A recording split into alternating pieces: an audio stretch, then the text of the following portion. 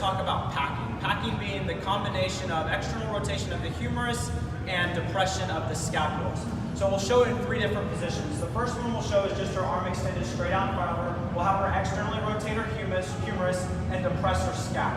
What we're looking for here, the compensation we typically see is elevation of the scap. And so in order to not elevate, we want to see that scap depress, and that's packing of the shoulder in this position. External rotation of the humerus, depression of the scap creates a packed shoulder and scapula. Next we'll go overhead. Same thing here, we want to externally rotate.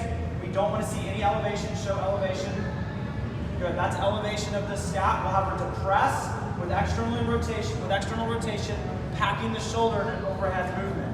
Also, it's important to note her pelvic position here. We don't want to see that anterior pelvic tilt. We want to make sure she stays posterior tilted or in a neutral position, glutes fired, abs fired. The last position we'll show is just hand to the side. The default here is the internal rotation, okay, and the protraction of the scap. So we want to make sure we're externally rotated with the humerus and depressed with the scapula, creating a packed shoulder with her arm extended to her side.